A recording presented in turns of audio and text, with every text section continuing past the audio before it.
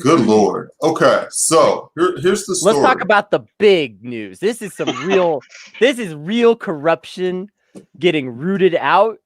That's correct. This just in. We really have to think about the real stories on this platform. The Florida Fish and Wildlife Conservation Commission concluded up a 19-month investigation on Monday into a flying squirrel trafficking ring operating out of the state. The commission arrested 7 men for what they called an elaborate organized enterprise to smuggle Florida's wildlife to interstate and international buyers. Flying squirrels are a protected species in Florida, so what these 7 men were doing was illegal.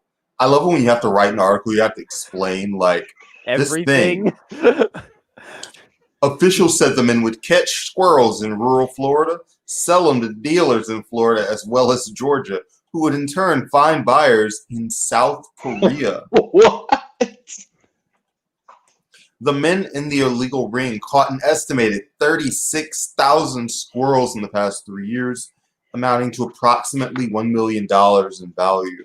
Kennedy, can you do the math? How much money a year are we making? How much money are we getting per squirrel? 1 million divided by 36,000. Yeah, here I'll $27.78 a squirrel. That's you know what? That's not a great hustle. This might be a hot take to some people because this is an animal rights issue, and I do agree that it is an animal rights issue. But this is also clearly the police harassing poor people instead of doing more important things. You know what? That's a take. That's a hot take, but you're not necessarily wrong. I mean, like calling it a $1 million trafficking ring or whatever gets a lot of excitement in people's mind. Like, these people, they must have busted something really significant. That's sensationalism. $1 million divided between 7 people over the course of years with like expenses is actually like no money at all. Like you have to wonder, like, how are they? It's probably a tremendous amount of work to catch these squirrels. Sounds like a cartoon. Bait for the traps. Now, again, this is an animal rights issue, and that part of it is serious, and I'm not trying to discount that in any way because that stuff is important to me incredibly. Mm-hmm. But this is 19 months. I couldn't get. You can't get the cops to spend 1 week looking into your like claim of lost wages or like what you know what I mean? Like, yeah, somebody knocks you upside the head and you call the cops, like, oh yeah, we'll get right back to that. Yeah, and then they leave, you never see them again. But somebody said, like, the squirrels are missing. They said, we got a form pasta, we got a ride. Also, if a corporation was just polluting the river and killing all the squirrels, would the cops do anything, or would they be like, that's okay, that's actually fine? Or further, if they had a squirrel farm that they were selling squirrels to Korea. You know what I mean? So I don't know. They could have the most inhumane squirrel farm in existence. And it's as long as it's illegal. That would be legal potentially, like right. That would be right. Like this feels like the cops having kind of a misplaced sense of priorities as usual to spend 19 months busting 7 rednecks who catch squirrels. Shuffling papers like, well, what have we done lately, boys? What have we,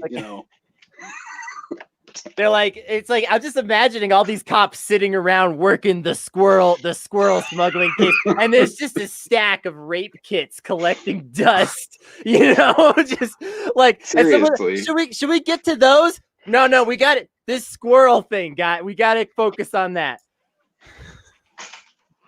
Anyway, Nickdson, welcome to the show. Hey, do you want to talk about the ghost peppers, or do you want to get into like who Nick is and why they're here? Well, we could do ghost peppers first. Well, let's talk about this messy. Because, like, we've got to be messy. We've got to share the real stories. We got to let people really know. Right. Dunkin' has a ghost pepper donut for Halloween. They've made a press release and they have a spicy ghost pepper donut. A deliciously daring donut that delivers the heat with every bite. The spicy pepper donut is a classic yeast donut ring. Strawberry icing, cayenne, ghost pepper, and red sanding sugar for a sizzling look. Everyone has a spicy side. Kennedy, I know you have a spicy side. I do. But I know you also have a side that thinks capitalism's gone too far. Which side's winning out on this? You know, it's a bit of a tough call because saying that capitalism's gone too far for making a weird donut feels like an overreaction. Sure. True. But I did eat the ghost pepper donut. I got it for free from a friend. Hey. So I wasn't gonna buy it, but you know, somebody brought me one, so I was like, okay. Actually, they brought me 2, so I ate 2 of them. Okay, not incredibly spicy. It's about like eating a handful of Red Hots. Okay. Or like something like it's pretty. That's a bummer. I was very disappointed, to be honest. Do you want your donuts to scald your tongue, Nick? No. Is that really what you're looking for? However, if I'm going to the donut shop, I'm getting my regular 6, and I think, you know what, that sounds fun. Am I buying it to have a really enjoyable another donut? Or it's called a ghost pepper, which, as far as I understand, is pretty high up there on the scale of hot, right? So I would suspect that it should at least be a little like onesie twosie. Like maybe they have like a Russian roulette kind of thing to where it's like every 10th one is like really, really hot. That would be fun. Kennedy, would you buy a Russian roulette donut? I would absolutely buy like a dozen donuts where one of them is like inedibly spicy and you don't know they all look exactly this. That's brilliant. Listen up, Duncan. I'll let you have it because we share the last name with the D's, okay? Take it. I love that. Listen, we've got a lot to cover, to hit. And if you're watching this, you hit that like button on YouTube, subscribe to the channel. You can also follow us on Patreon. We're patreon.com/notsafe. And we do post shows. We do tons of content all the time. So make your next move, your best move. Get in on that. And I can already tell you, today's post show is going to be about the escalating war of hot peppers. I'm going to talk about that. So, all right. So, do you want to take a break, or do you want to just dive into today's proceedings? We're gonna take a 30-second break. We're gonna be right back, and then Nickdson is gonna properly introduce himself. We'll talk a little bit about maybe some slightly serious politics. All in just 1 second.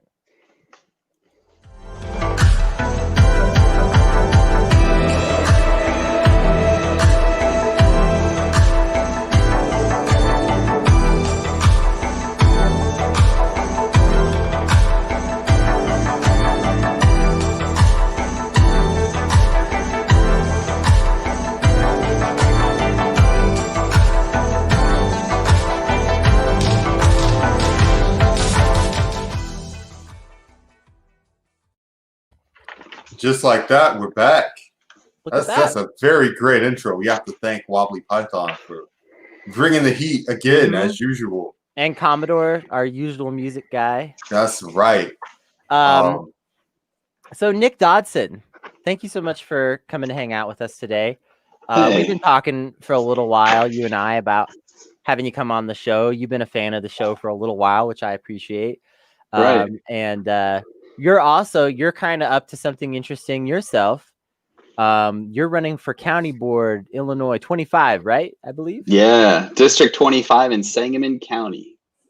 So it's an interesting little area. Let's say about. Tell us about the district. Yeah, so my district specifically is going to be more of the commercial, residential, duplex condoville of Springfield.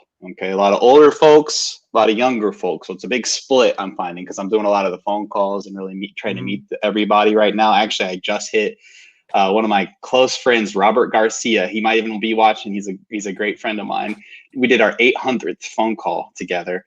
And I'm really just asking every single constituent I speak with what's going on in the county that they think needs addressed, introducing myself, just saying, hey, this is that, and who I am, kind of thing, from my personal cell phone nonetheless, and letting them know that that is a lifeline for them as well. So grassroots campaign to a T calling all these people. Had to get 14 signatures to get on the ballot. Got 71.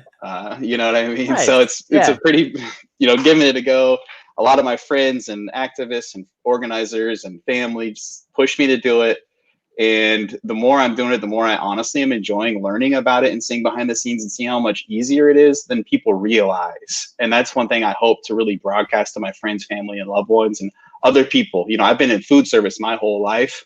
All I've done is hospitality management, running hotels, restaurants in hotels, catering companies within hotels, etc. That's pretty much my 9 to 5 for most of my career, to be honest. And, if I can let those people know, like, hey, you can do this too. You're a part of this. You know what I mean? That's really cool and important to me because I feel like so many people are just so checked out of it. And, it's just currently it's the good old boys system in Sangamon County. It's the epitome of it.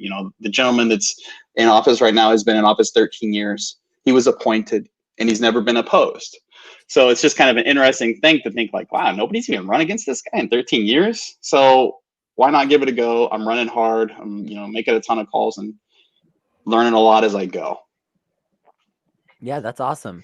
So we've been, definitely on our show thinking about, a local elections more and trying to get people to talk about local elections more, smaller seats, smaller positions, because a lot of times these smaller positions kind of have more impact on your life than you might realize. And a lot of people vote for, a president, be it Joe Biden or, that horrible guy or somebody else or whichever. And, and they think that person can solve their problems. But in reality, a lot of the problems that they're like, worried about, the things that are affecting them the most in their community are things that are solvable a lot of times by these local elected offices that they know very little about.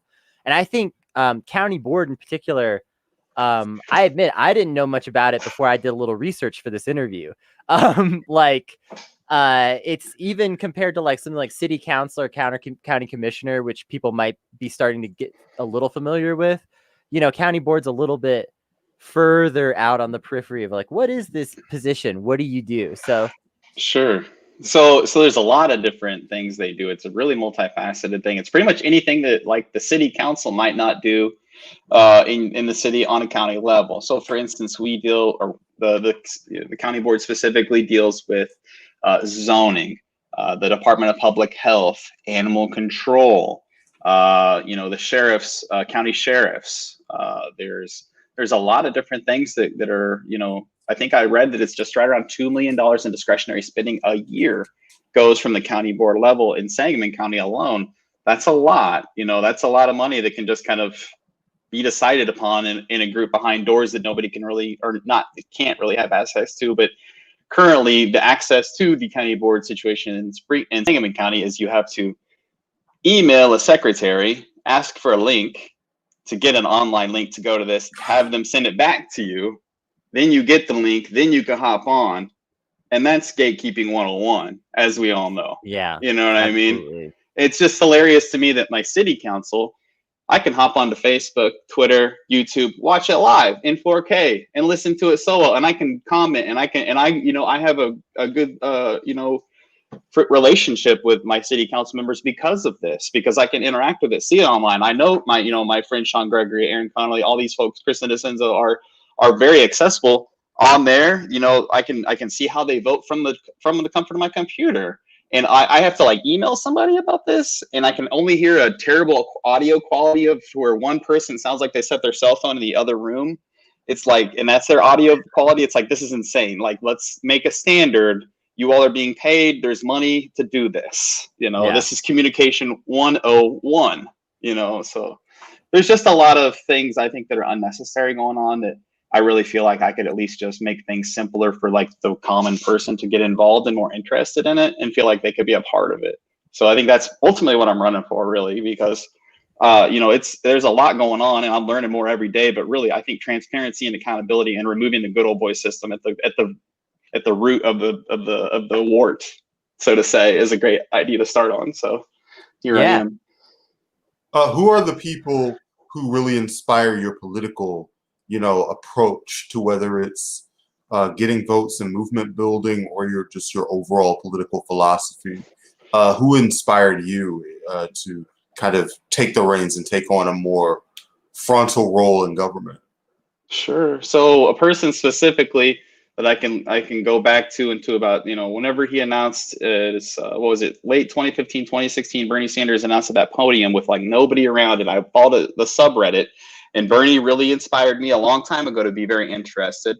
And that grew, evolved, and changed. I just had a huge, adoration for Bernie Sanders, and still do in a lot of aspects. But some of the people that he, for instance, has inspired me to learn more about, for instance, Eugene V. Debs. I read his biography after I learned about Bernie did a rendition of his speech that got him sent to prison during World War I. And I was like shocked when I heard Bernie doing the speech. I was like, whoa, it sounds like a speech Bernie could have given, but it was this brilliant, socialist at the turn of the century who garnered 900,000 votes. And I believe like the 1912 election, that a lot of people don't even realize, like this incredibly authentic, genuine, compassionate, tender, Midwestern gentleman who actually just grew up and lived about 3 or 4 hours east of me, which is pretty interesting to me. Another person specifically would be Mother Jones. She's buried an hour and a half south of me, and I just actually learned that recently. I thought the labor movement specifically, what she did, a lot of the things specifically she was into, and the incredible labor solidarity that she did across the country and the work that she did, and to learn that she was buried only an hour and a half south of me only a few years ago. And actually my girlfriend and I just went and visited the site on Labor Day this year because we were free, didn't have anything else to do. It was a beautiful day. I'm talking just a really neat Southern cemetery. It's the only apparently Union cemetery in the whole country, nonetheless, I'm told still. Wow. But it was so cool. It was just me and her, and we were just reading all these cool, beautiful monuments and cool little sayings and her awesome quotes, because she's just a total person with grit through and through. So I guess turn of the century socialists are honestly the sewer socialists up in Wisconsin. You know what I mean? Those folks are people that just want to help people. You know what I mean? That's at my core where it's at. Like there's none of this. I don't, the right, the left, all that silly shit gets so old sometimes. Like these folks just wanted to be like, hey, let's help each other. You know what I mean? Like this is at our core. We need to be like back to the basics. And I feel like sometimes, I'm not marketing any of my material with the word Democrat, the word Republican, as I'm sure you both know. To get on the ballot around here, I have to run as a Democrat no matter what. And I am running as a Democrat, Cory Bush Democrat, as some might say. So, at least trying to help run in a campaign that is more inclusive to every folk that might be disenfranchised, not interested, not wanting to be a part of it. So just like I said, calling each person on a personal level and talking to them and trying to be like, hey, this is me, I'm Nick, level with me, talk to me. If there's anything you chat about, I'm transparent. Reach out to me. I'm not some person that's going to dodge you and try and avoid you. So when we had Nancy Larson on our show, one of the things that we kind of stressed and emphasized was she really had a lot of connections to her community in the real world, like as and before she ran for office. So, a lot of the work that goes into running for office is calling people on the phone, is canvassing, is phone banking, all that good stuff. Where did you find like a sense of community of people who wanted to be materially involved in terms of volunteering with you and for you? Yeah, so I've got a broad group of friends across that have helped volunteer. I've got some of my friends in the Central Illinois Democratic Socialists of America phone bank for me. I've got some friends from the Sierra Club. I've got some friends from the Springfield Immigrant Advocacy Network. There's a lot of different groups in Central Illinois that I've been a part of over the years.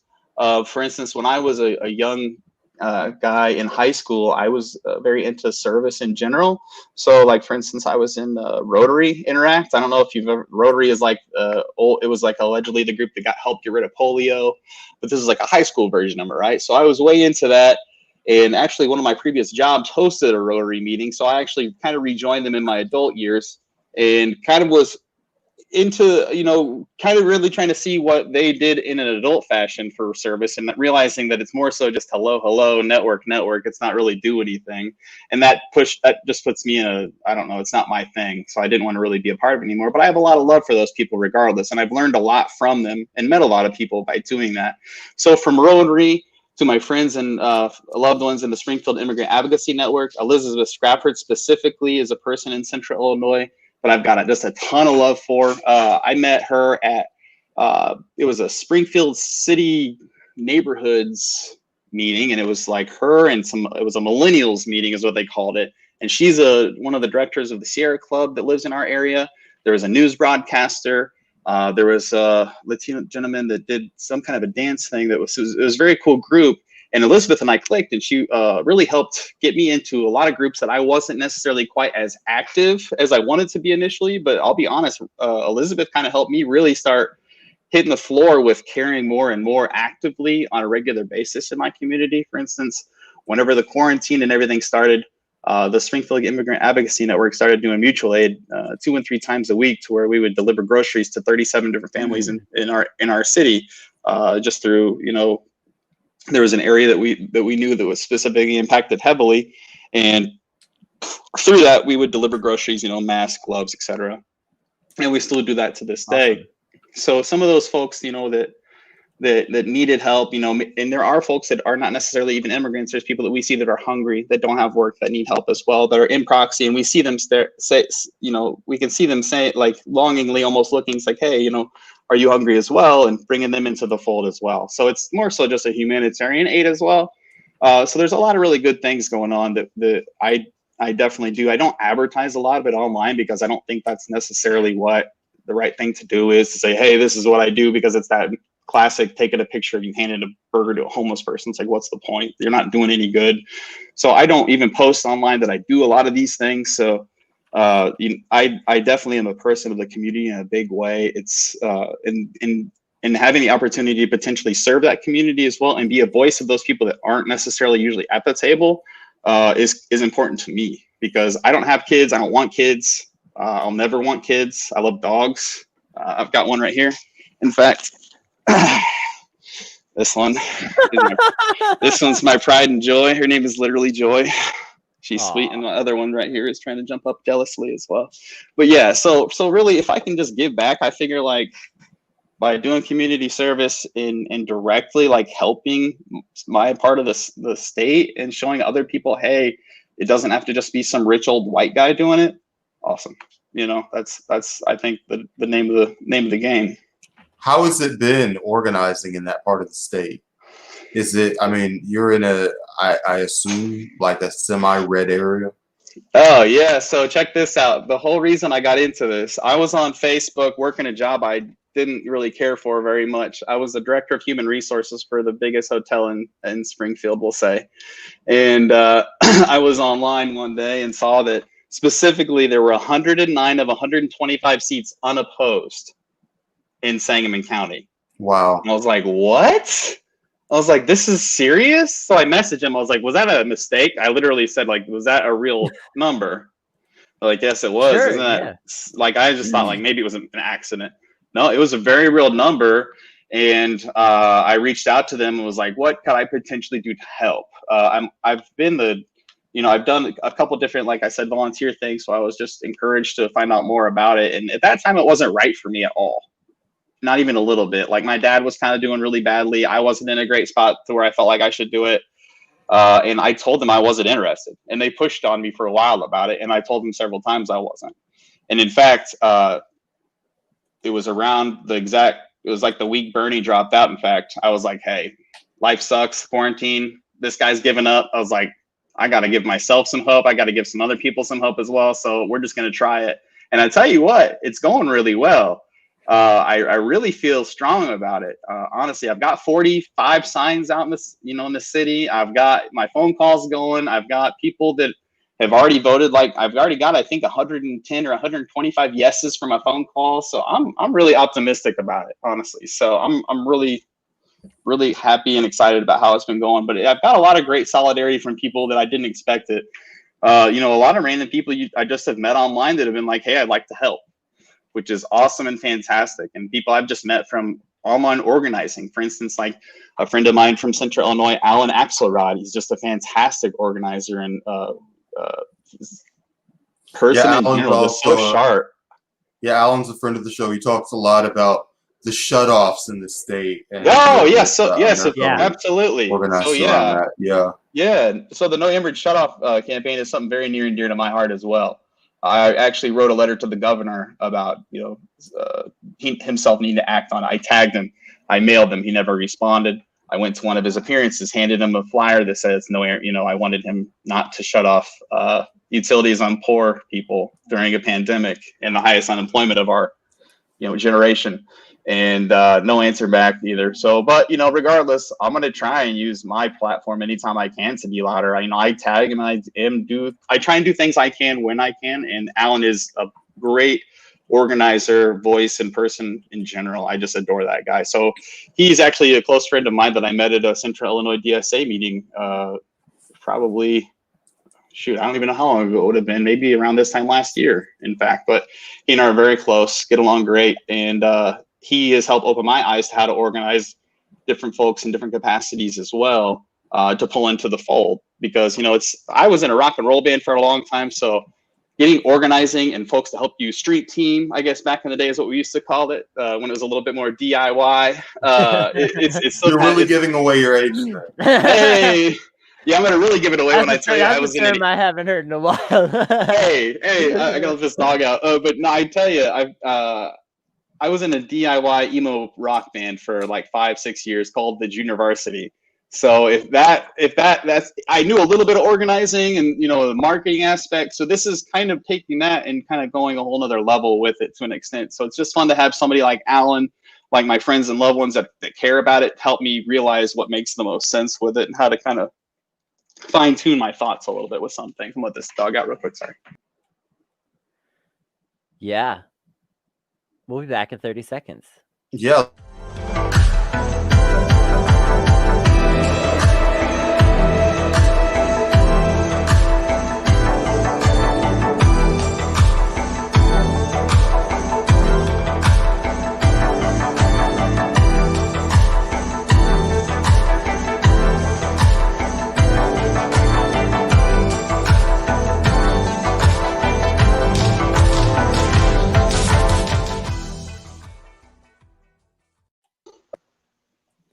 All right, we got to talk about you being in a unironic, actually from the Midwest emo band. Not ironic. Yeah, seriously. Look it up. Yeah, what age were you? What stage of life? What do you sound, so let's see this like? That whole deal. I would have been 18 when we started, and 22 when we broke up. 18 to no, I guess it would have been 17 to 22, right around then. And so, for instance, I was high school. We all graduated. All of us went to our different colleges, and we got some attention from some good labels, et cetera, et cetera. And we got signed to a label specific called Victory Records out of Chicago, which would have been, Taking Back Sunday, Hawthorne Heights, Hate Breed, A Day to Remember, Thursday, a lot of the Silverstein, like some of the quintessential emo of that genre at that time. So it was a really fun learning lesson experience. We played about 600 concerts, sold about 40,000 albums, toured Europe twice. It was really a wild ride. What a backstory you have. This is like we should have led with this. I know. That's okay. Well, now we know. That's really cool. You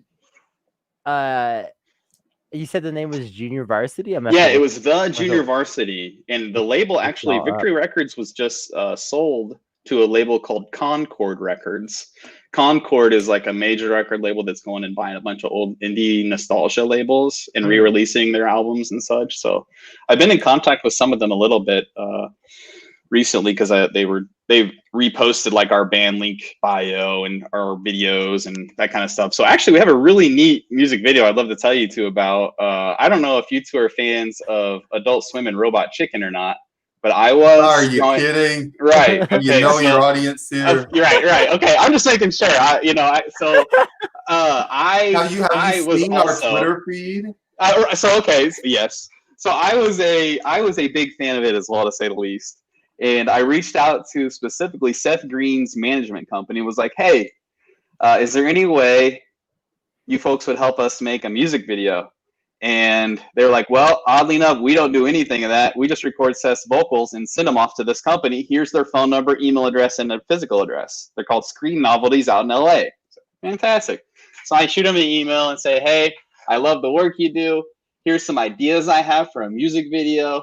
Could we work on something together? And they were into it. And they're just this really awesome stop motion animation crew out in LA called Screen Novelties.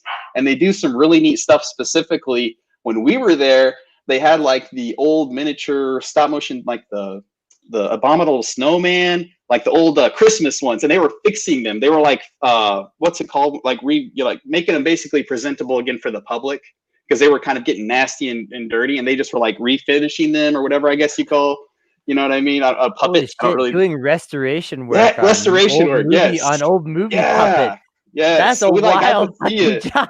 So they had this beautiful studio with like 3 or 4 stages and the little scenes. And you walked in. It was just an incredible time, and I learned a lot. And actually, the video is really cool. I've got the puppet in my spare room because after we broke up, I was like, hey, you guys still have that puppet laying around anywhere? And they just mailed it to me for shits and giggles, I guess. So. But it's a really cool video and a fun one, in my opinion. So the folks that did Robot Chickens Animation did our rock and roll music video called The Sky. And it's actually extremely relevant to this day, the lyrics and actually all of the story of the song, to say the least. So, well, I don't want your record label to copyright strike us for playing it, but maybe during the post show. I bet if I asked them if they allow us to play it, they would, because the royalty, they said that anytime I have any advertising I wanted to do for the campaign, they'd be glad to allow us to use music. So Concord Records, this is me calling you out now. Hey, don't worry about it. When you make your return appearance. That's right. When are you guys doing your nostalgia reunion? So funny story. 2016, we did one in 2016 and sold 1,400 tickets and did over a 4-day weekend of shows. We did Chicago, Bloomington, Springfield, and St. Louis. And it was a really awesome run. It was a lot of fun, and it made me realize by the 4th day that we should only played 3 shows. All right, okay. I gotta ask, top 3 emo bands. In your genre, yes. That's a good question. Boy, specifically, like, okay, are we talking like when I was in the band? Are we talking right now? We're like what? I think I mean both, actually. Okay, maybe. Okay. So during that time, I would have been really heavy into Taking Back Sunday and Brand New, because I loved the drama between the two, especially with the whole everything going on crazy. Because specifically, we got to go on tour to Europe with Stray Light Run. So it was interesting to see all that drama going on with Taking Back Sunday, and then turn around and go to Europe with Stray Light Run and a band called The Spill Canvas. So that was, interesting to meet those people in person and hear about all that drama, and then get connected to it, and honestly meet some of them. And some of them are fantastic, fun, friendly people, especially to us being a no-name, emo band from the Midwest that they just helped get on tour with. They were extremely friendly and kind, and that doesn't always happen with big bands or bands that are larger or have egos or are self-centered. So it was interesting to see them be just so human and cool to us as well.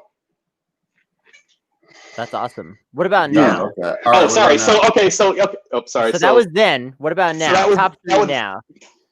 Top 3 now. Honestly, if I'm looking for like a hidden nostalgia, honestly, I'm saying like My Chemical Romance honestly does it for me. I know it sounds stereotypical, but really, they're hot. Like right that music now. video, I can't for instance. Explain it, but there's that song, for instance, video. What's the one when it just keeps going into the World War II video scenes and all that? I can't remember the name of it specifically.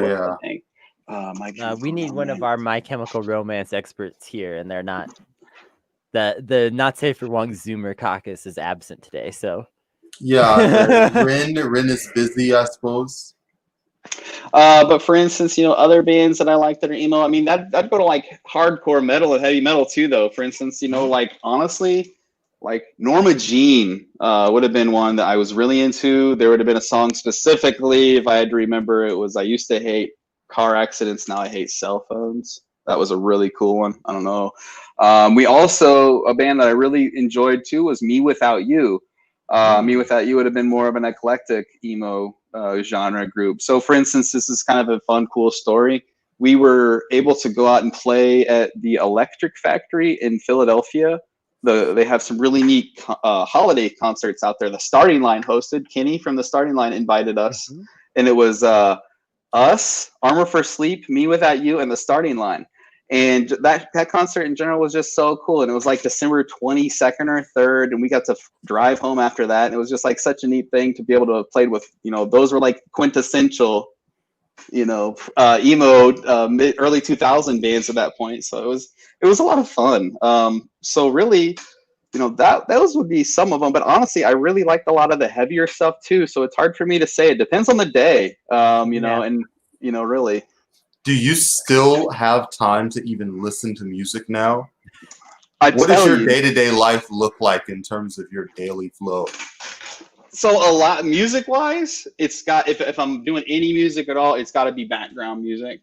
It's got to be almost one that I've gotten into lately would be obviously the vaporwave, which I obviously appreciated your intro music for, which was fantastic, by the way. I wanted to mention that I love vaporwave. At least that seemed like a vaporwave, to me. Oh yeah. I love that feel in general, lo-fi hip hop. And another one specifically is samurai lo-fi. I've got into. There's some interesting subgenres on Spotify that I've enjoyed lately, but not a lot of stuff with like words. No, I'm not listening to any prog rock. That's really you got to like listen to and to appreciate. It's got to be passive. I really love a good moody soundtrack, specifically like Stranger Things Radio. I know it sounds silly or tacky, but on Spotify, Stranger Things Radio smacks. So that's the perfect like moody late night. Oh, I'm grinding on the work. I got to really get my flow going. I turn on some, lights that are just the right setting and just dive right in with the headphones. This is my station where we're at right now. It's in the kitchen. It's my workstation. This is the campaign headquarters. So it does it all right here, kind of a thing. So, but really, no, there's not a lot of time for the music enjoyment necessarily. But I tell you, one thing I do make time for is horror movies during this season. Halloween. Horror fall movies. I have to watch like a horror movie almost every evening with the girl before we go to bed, even if it's only for a few minutes and I'm pretending like I'm awake. It's just something I gotta do. My friends and I have also been watching a horror movie almost every night over Discord. What have you been watching? So one that I recently just watched was The Wretched, which is an interesting new witch horror film, which you don't see a lot of witch movies. So I really appreciated them making a neat, kind of a different, genre. It's kind of cheesy here and there, but every horror movie is, you know what I mean? So, this dog's barking up. Hold on, I gotta be right back. Sorry. What are you? She's out in the rain. Brandon? She's just right here. Kennedy, Kennedy, what horror movies are you watching, Kennedy? Me? I'm watching, like, my group's been going back and forth between like pretty good and then extremely bad stuff. Ooh, so we perfect. watched like Kill List and The Void and some other like really like good shit recently. That especially The Void is one I would recommend to absolutely everyone. The Void. It's pretty fucking spooky, good time. But then we've also been watching some really dumb shit. We watched the first 6 Evil Bong films. Evil Bong, like the Evil Dead, except the Evil Bong. Evil Bong. Yeah, it's really bad, very racist series of films that I don't recommend. Was in the early 90s. It starts actually. The first one came out in like the early 2000s, and the funny thing was, you kind of thought watch it. You're like, these films go on. They made 1 million of them. But by the time you get to the more modern era, the casual homophobia and racism will be like pushed down some probably. But actually, it got worse as it went, which was very remarkable. They leaned into it, huh? They started leaning in. It was something else. Was this like a scary movie type thing? Kind of.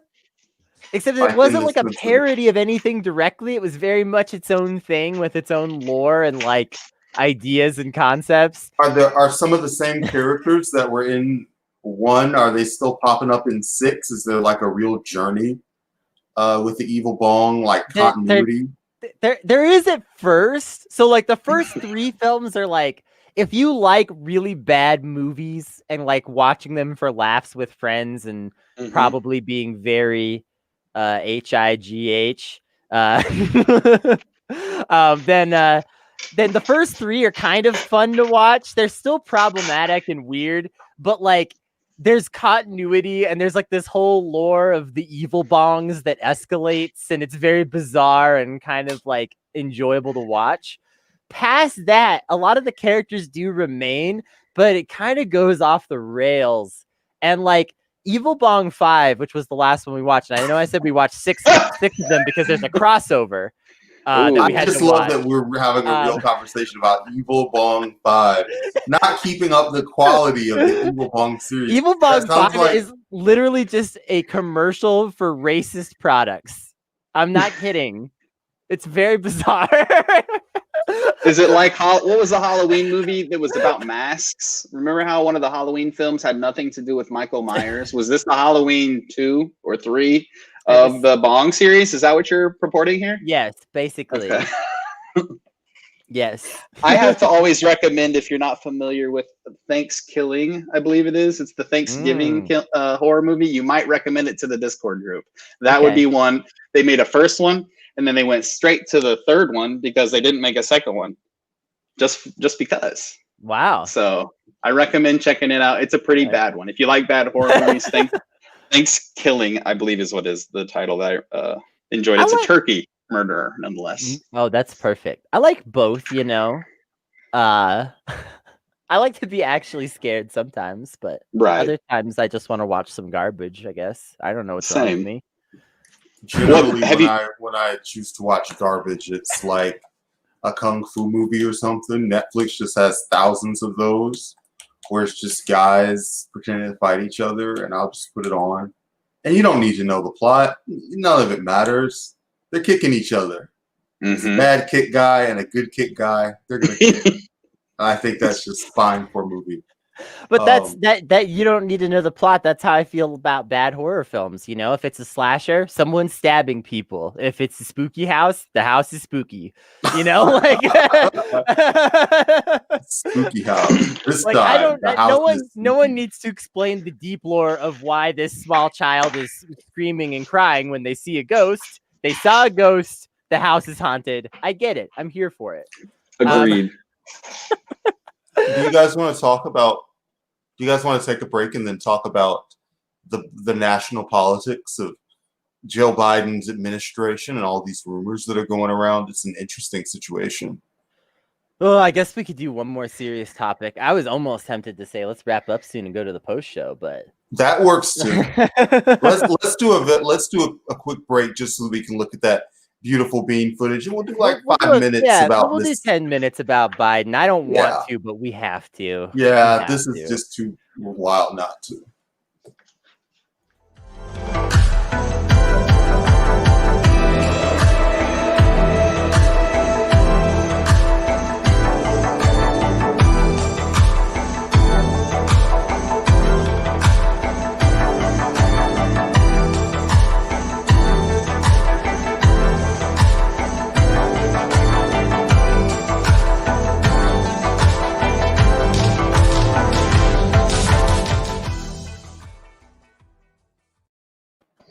I just absolutely love that. We're just gonna start breaking, showing that more than the actual show. It just looks too cool.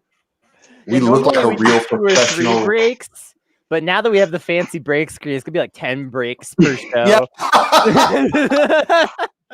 That's so right. It felt like the countdown for the game shows on the apps that I used to play. What are those? You remember those? You could win money if you did great or something. I forget. They're probably still going. It kind of reminded me of that. I love that. Joe Biden got addicted to Never Trump Republicans, and he said, we're going to put 10 of these in here. I can't get enough. I feel like they're going to have a certain amount of influence in the incoming administration, and that's bad for everyone. John Kasich was not like wildly popular in his, Strickland was even less popular, so maybe it's just all relative. But Meg Whitman, also hugely disliked. Carly Fiorina, huge disaster. Just all these people they've really just been bounced out of politics just for lack of merit, lack of interest. They're all just popping their head in with this Joe Biden thing. Kind of sucks. I mean, I really felt like that if people didn't push back harder against like John Kasich at the convention and stuff like that, that like, you know, that was going to be a pilot for, you know, rehabilitating some of these people into. Yeah, but it wasn't extremely significant. Even from a lot of people. How extreme would it need to be extremely significant? Would we need to like physically attack the DNC as they were holding their virtual convention? Look, all I know is that like it just seems like with all of this stuff, whether it's just the general cringiness of the DNC convention in general, rehabilitating John Kasich, or like Joe Biden being an Amy Coney Barrett fan suddenly, whether any of those things, like not 24 hours after this news comes out, like libs who purport to be on the progressive-ish side even will be like, well, I don't like it, but it is kind of good politics, or like whatever. And it's like, no, it's actually not. Like, the Joe Biden has done nothing but cater to never Trump Republicans for like a year, and like you have to cater to some other groups at some point. Like, it's insane. Even if you believe that this group is worth winning over, it's insane to think that we should still be giving them absolutely everything that they want at this stage. It's concerning because I think that, I mean, if we were just literally talking about like jobs, it would be something, and it would still be bad because we're talking about jobs in the federal government. We're also talking about building a bench. And, you know, this Democratic Party has lost 1,000 seats during the Obama administration. Has just been being wiped out. There's a huge generational gap. You would think, hey, I need all of the seats that I can get in order to build national leaders, maybe besides Pete Buttigieg, that are like under the age of 40 in my party, especially when I look at it and I see that it's literally just all super old guys. The other thing is, the policy. You know, you're going to have a situation where what's going to create unity? Well, it's not just going to be appointing John Kasich as Secretary of Commerce or something like that. It's going to be this very first thing that happens is going to need to be the stimulus. It's going to be like hopefully keeping people in their houses. The pandemic is still going to be going. In fact, it might be getting worse because if Donald Trump loses the election, you know, he's going to just crash as much as he can out of spite, right? On his way out to just make the job worse and harder.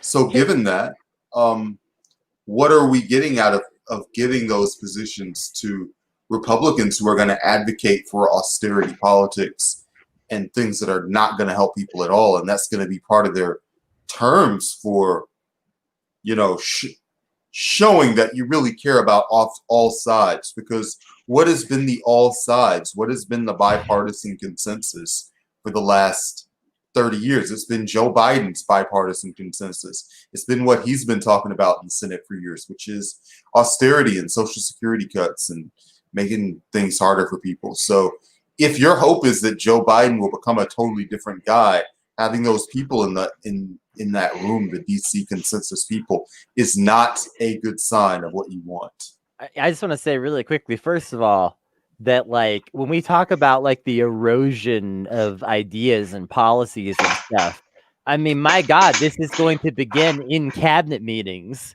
If this is his cabinet, it doesn't even have to get to a goon like Mitch McConnell. John Kasich will just be there at the table saying, no, fuck everyone. Fuck everyone. I refuse. Like, so I don't even, it's just ridiculous. Nick, I would like to ask you, you live in an area that is not extremely online and is somewhat conservative leaning. And I think that there's kind of this tendency for people who are like on political Twitter and stuff like that, to sort of think of the Democrats as having like slightly more control over the country overall, even if like Trump is the president, that like, you know, the major cities are largely controlled by Democrats and things like that. And a lot of people kind of have this perception of the way that the country is and the way that people's politics are based on that sort of skewed perception of like living in a major city. So I want to ask you, when the Republicans have power, is there a point where they are happy enough with everything getting everything that they want and they stop asking for everything? And also, do they make any concessions when they're in power? Yes. You'll get Norman Mineta as Secretary of Transportation. Just some guy you've never heard of who says he's a Democrat, and he says there's no Democrat roads and no Republican roads. We are all one nation, and you never see that guy again. That was what Bush did. And look, if Biden says, I'm going to get one, who's the most harmless Republican dork that you can think of that you're like, this person will... Bill Weld. Bill Weld, that's right. Bill Weld is Secretary of Transportation, and he says there are no Republican roads. I'm perfectly fine with that. I'm not going to freak out. Like I said, I'm perfectly fine with it, but I'm not going to freak out. I'm not going to be like, this is news. I'm going to be like, oh, he's appointing a moderate Republican to the... John Kasich is not a moderate Republican. Let's just be clear. No, right. He's like a far right. He's like barely to the left of Trump.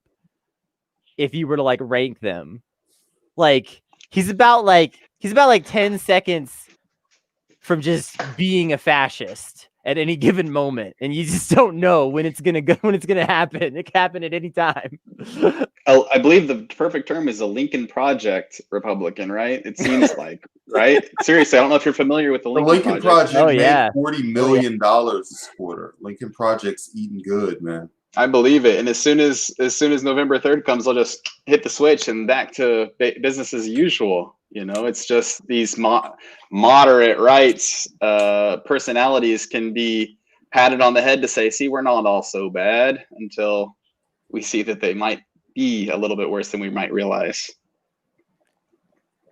Yeah. Pretty disgusting stuff. Were you gonna say something, Nick? Oh, no, I just had a little allergy. Well, Nick Dodson, let's have you plug your campaign real quick before we head out to the post show. Perfect. Yeah. So Twitter handle is @electNickDodson. Facebook is @electNickDodson, and my website is electnickdodson.com. Running a grassroots campaign, trying to win. I think I've got a good shot at it. So if anybody wants to throw a donation of $1 or $2 or do some phone banking, I've got, like I said, around 800 phone calls done so far, trying to hit about another 2,000 of those before November 3rd. So if anybody wants to give me a hand, that'd be fantastic. And thanks for having me on here. I just want to say, we've had some candidates on this show that need to learn from this consistency. We get these people on the show that are like, my Twitter handle is @NickDodson. My Facebook is Nick Dodson for county board. And my website is nickpoliticsdodson.county. Now, you can follow us YouTube @NotSafeMedia. You can follow us at Twitter @NSFWonks. Yeah, we're the worst, by the way. Yeah, you can follow us on Patreon at patreon.com/notsafe. But we're not so that's running not for complicated anything. at all. We're not hypocrites. We're not running for anything. So that's a good point. We're running for the end show button so that we can move on to the post show. We'll see you at the post show. Patreon.com/notsafe. Bye-bye.